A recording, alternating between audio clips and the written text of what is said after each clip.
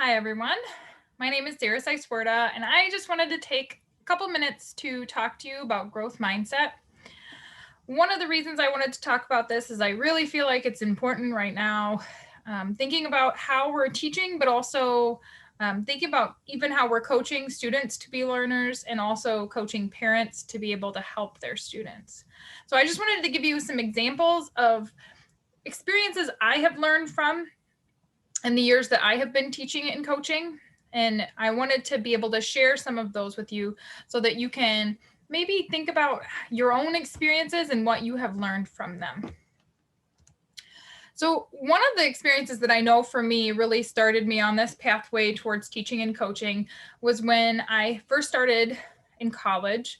At Cornell, which is where I went to undergrad, you have to pass a swim test to graduate. And so I ended up helping with a beginner swim class my first year. And one of the things that I think was most meaningful from that experience was one of the other students who happened to be in that class. She was paralyzed from the waist down. And, everything I knew about swimming and my experience with swimming told me, like this is going to be a pretty tough, road for her.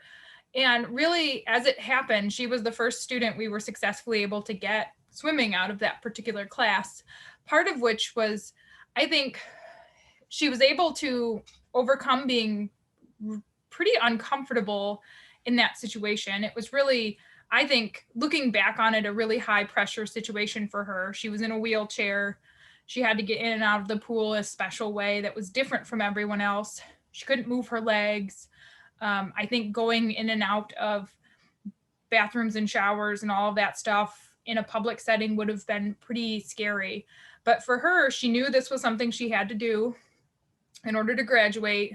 She accepted where she was starting and was able to sort of move from there.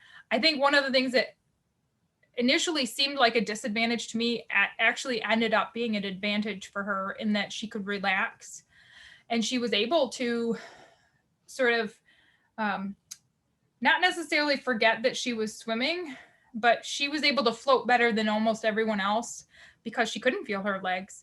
And so I know for me, she was able to take that risk, but also I think seeing some of her, what could be seen as disadvantages, she was able to work with those, accept them, and move forward. So I have another example from my own life. When I pretty much from the time I moved to Michigan until the time my second son was born, I coached long distance runners. And so mostly that was for marathons and half marathons. And over that time, I've coached tons of different people, mostly in Kalamazoo and Grand Rapids through Gazelle Sports. And so one of the things that I've learned over the years that is that innate ability, except for like 1% of runners, means almost nothing. A lot of it is how much time you put into it, how much mental grit you have, and really your ability to work your mind to help work your body forward. One of the people that I think over those years was most influential to me was a man named Chuck, who I coached in Kalamazoo. He took up distance running after retirement. And when he was 75, decided he wanted to run a marathon. And so he happened to be in the group of people I was coaching. And I know for me, I was in my 20s at this point. It was pretty early on in my coaching career, I guess. And I was like, okay. One of the things that I think he had an advantage on a lot of other people by that point was that he had a lot more mental grit than most people. He kept showing up. He had a good support system of people who were supportive of him. He had time to be able to put towards this goal that he was working on. And he thought that, this was something he wanted to do and he could do. And really, I think that those are some of the things that end up being really important towards being successful. And he ended up running his marathon. He ran the Bayshore Marathon with me and all the other folks that we were in our group. And I know for me, seeing him at 75, setting this goal, being able to work towards it was really not just surprising, but also just made me realize again that really a lot of things that we set in front of ourselves as barriers are not as much barriers as what we might think they are. A lot of times they're more mental barriers than actual physical ones. So the last one I will describe, it's probably the one that's most relevant to a lot of my teaching friends who might be watching this.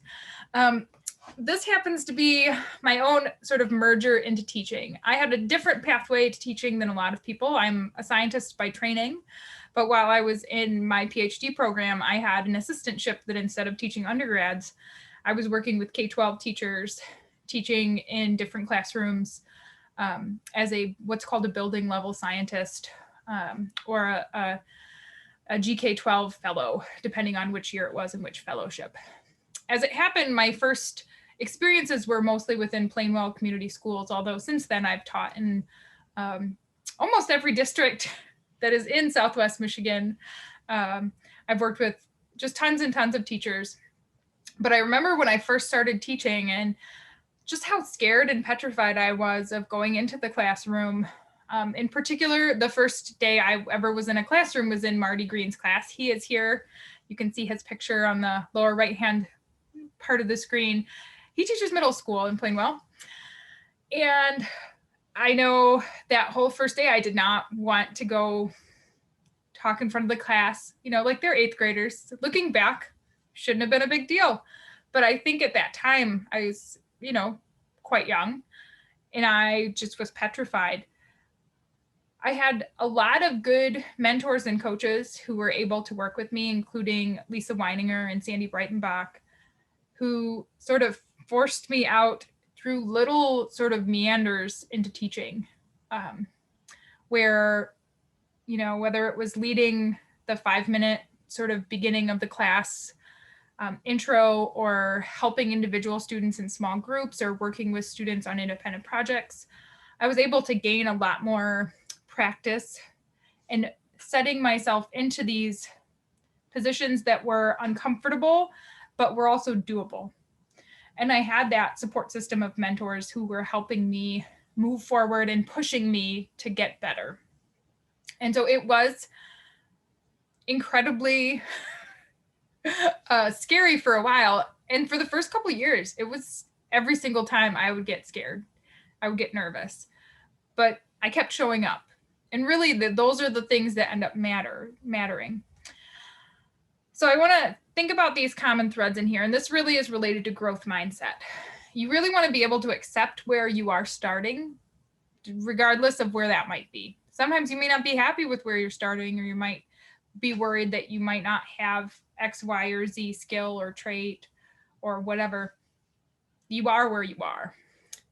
Choose a learning goal that is a stretch, but not unreasonable. If I want to learn to speak Mandarin Chinese tomorrow, it's probably not a reasonable expectation.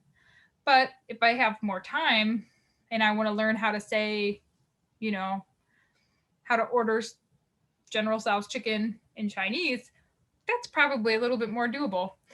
So one of the other things that I think is really important is telling yourself a different story. So I'll show you a slide here in just a minute, but really I want you to think about how you talk to yourself. And this also counts for those of you who are coaching or teaching, how you're talking to your students. And also, just as an aside, your students are paying attention when you yourself are referring to you. When you say, oh, I'm not really good at that. That's not really my thing. Oh, I don't know how to do that. You may not realize it, but they are listening to you and they notice. And they pick those things up and not just put those on you, but they also might assume them of themselves.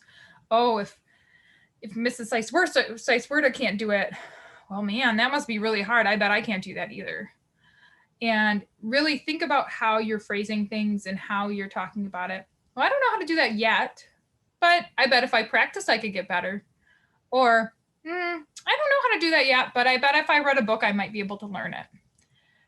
And so thinking about those phrases that you use, the language that you use to describe yourself, to describe your students, to describe situations, super important. I want you to think about trying to be more okay with feeling awkward or uncomfortable. this is sort of a part of life when you're trying something new, but the more you practice, the better it gets. Really believing that you can grow and change and that you're capable of that is an incredibly freeing and important thing to realize.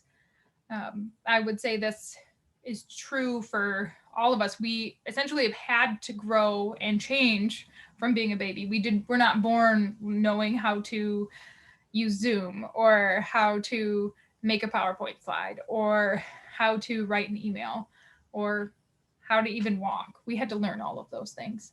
And so feeling awkward and uncomfortable is natural when you're first starting things, but being okay with that, accepting it, feeling it, moving forward. Another thing that I think is really important is building a support system of people that'll help you grow, and not just grow, but maybe help encourage you to grow and to try new things and to say, oh, if it didn't work, I bet we can practice some more. And so think about who you're with. What language are they using? How are they talking about you, talking about themselves? Think about those people, because you are essentially the sum of the 5 people you hang out with the most. So it's important. Keep showing up. Effort matters more than innate ability. If you are practicing, if you are continuing to put in the effort, that matters. And I would say that in particular, I've noticed that a lot for runners, but I would say that's true for everything. Showing up, putting the time in, it all matters. I want you to embrace opportunities to learn new things and realize that failures usually teach you more than wins. Often those fails are what you really actually learn from and grow from. So think about that. Sometimes risking and failing is that's where the big growth happens. So when we think about growth mindset, and there's a link at the bottom of this to an article about it, but there's lots of good articles. There's quite a few good books that I would recommend leaning into and thinking about. My favorite right now that I'm reading is by Carol Dweck. It's called Mindset. And it's really this whole idea of being able to grow your mindset. But it's that idea of moving from fixed mindset thinking to growth mindset. And so a lot of it is really the things that we were talking about, but I want you to think about how you can grow that among yourselves, among your students, among your family, all of those sorts of roles. Good luck to you. I hope you have lots of good adventures and get out of your comfort zone to try something new.